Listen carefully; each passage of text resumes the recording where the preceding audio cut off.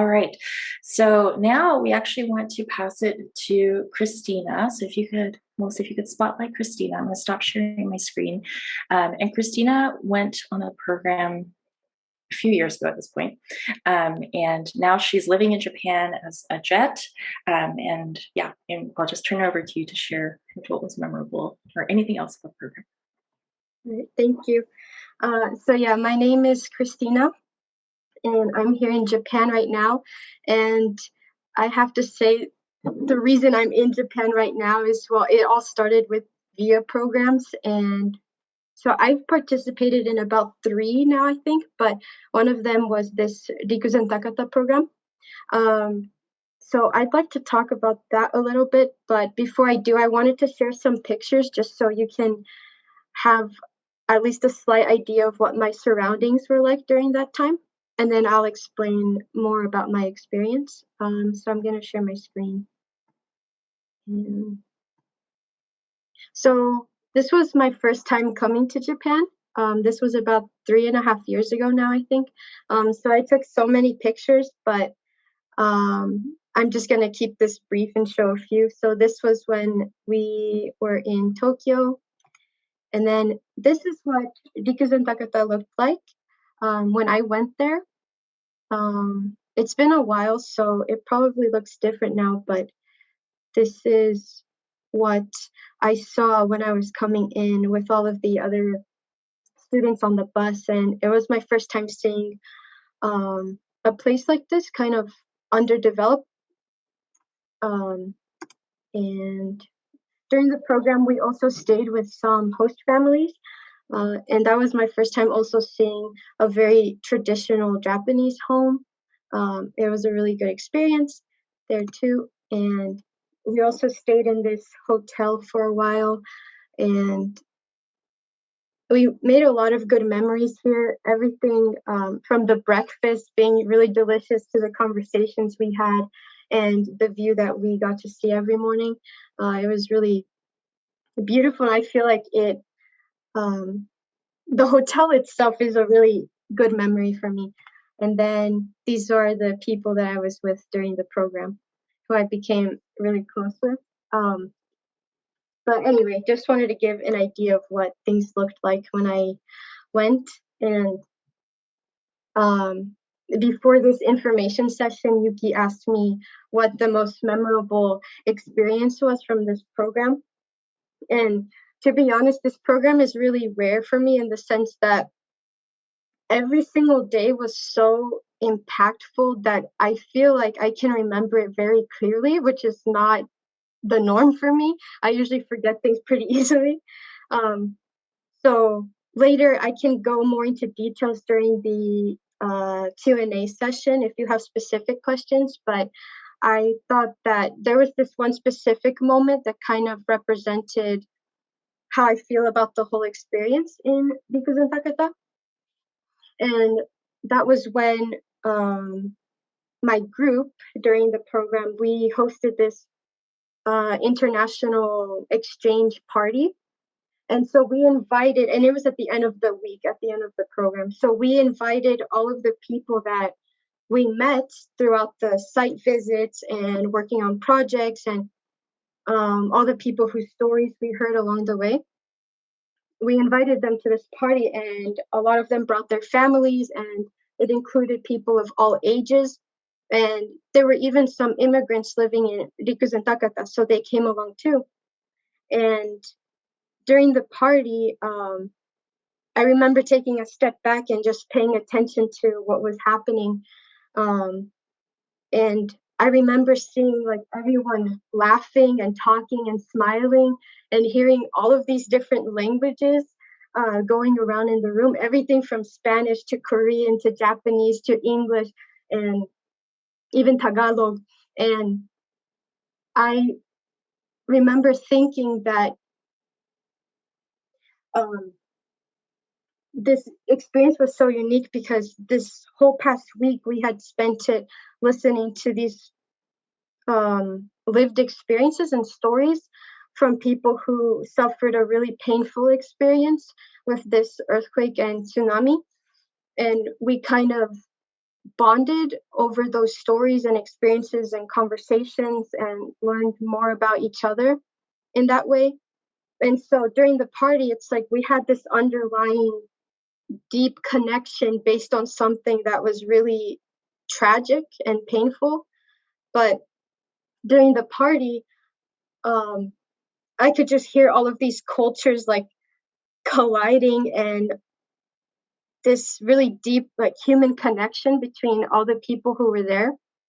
And I felt like despite the pain that especially brought together a lot of the residents of Rikuzentakata, it's like at least for that party in that moment, um, we were able to enjoy the positive things that came out of such a painful experience. And um, we could appreciate each other and the value we all had just in that moment right then and there, despite anything that had happened in the past. And I think that one moment that I stepped back and saw everything that was happening around me in that party kind of um, just reminded me how precious like human connection is and how strong these friendships and relationships can become through these different experiences, even if they're really difficult or painful to share with each other. And I think that is probably the most memorable experience for me from the program. And I think if you decide to participate in this program or honestly any of VIA's programs, I think you'll come out of it with this same appreciation for connecting with people who've lived lives that are very different from your own and who come from different places and speak different languages. You'll feel this underlying bond with people despite all of the differences you may have had based on like nationality or native language or things like that. So all in all, I recommend this program or any of VIA's programs. And yeah, like I said, at the Q&A session, if you have any questions, you can feel free to ask me anything specific. But I just wanted to talk about the kind of more emotional aspect of what stayed with me even after all of these years that have passed since the program. So yes, thank you for listening.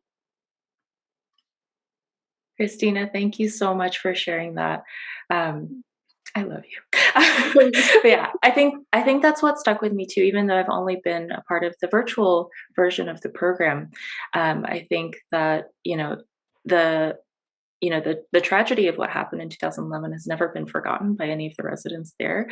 But the kind of tone of our interactions with everyone is very hopeful and very joyous, and they are really just trying to make connections with people and teach about what has happened in the past and what they're hoping for the future. So, yeah, thank you so much for sharing that. So, with that, I'm going to pass it to our alum, Jonah. So, Melissa, if you could switch our spotlight over to him. So Jonah joined last year in our virtual program, so I definitely wanted to give him a chance to share his perspective, let us know anything at all, but if there was any story that was very memorable for you, let you take it away. Yeah, absolutely. Good morning or good day, everybody. Really nice to be here. Last year, when I joined the project, I had just recently graduated from UC Santa Cruz, where I studied Asian history with an emphasis on Japan and Japanese linguistic studies. But when I graduated, I knew that I wanted to do something different than what I had been doing for the past few years. Academia was a huge part of my life, but like many people in this room, even based on that poll, I had experienced, a major natural disaster in 2020. Santa Cruz was subject to the CZU lightning storm fire, which was just a few miles away from, where I'm currently sitting right now. And it really, when you go through something like that, it makes you feel isolated.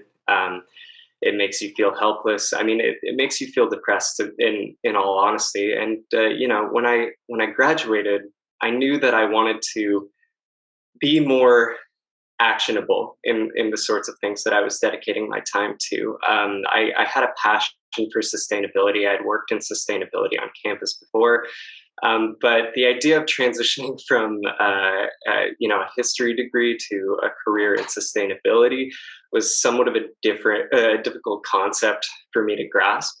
So when I was presented with the opportunity to study via the Rikuzentakata project, I really jumped at the opportunity because it seemed like a really good gateway to transition my skills and interests in international studies and Japanese language into a potential career in sustainability. And of course, while the content of the course was really interesting and meaningful, I'd say the most memorable thing that I took away from my experience in the Rikuzentakata project was finding others who had the same passion that was derived under similar circumstances. I think it's really, really easy to see our own experiences as isolated and to be discouraged by that. But when you sit down and you make connections with people and you talk to people about their experiences with similar things like natural disasters, like housing crises, etc., it makes it an easier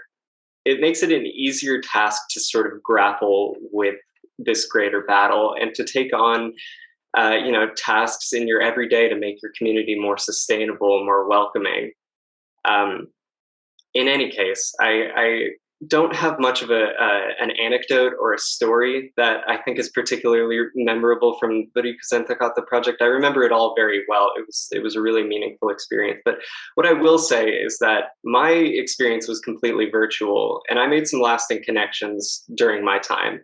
I still talk to people from the program. So if I could do that and it was all virtual, it was all via Zoom, I'm very confident that you all in person, knock on wood, will be able to do the same and more. I'm really, really stoked for all of you. And I think that you should definitely join and apply. Jonah, thank you so much for sharing your experience. And yeah, I was really impressed too. I think I've run a lot of virtual programs now at this point, and I think that the level to which people are engaged and learn from the program, it really derives from the participants themselves to kind of get what you put in. And so I think that it was just a really fabulous group of people.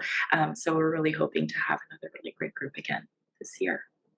So, and if you have questions for Jonah, he's going to stick around. So if you have any specific questions for him later on, you can definitely ask him during Q&A. Okay, so we're going to kind of go into the logistical pieces. So I'm going to pass it over to Melissa, and I'm going to share my screen.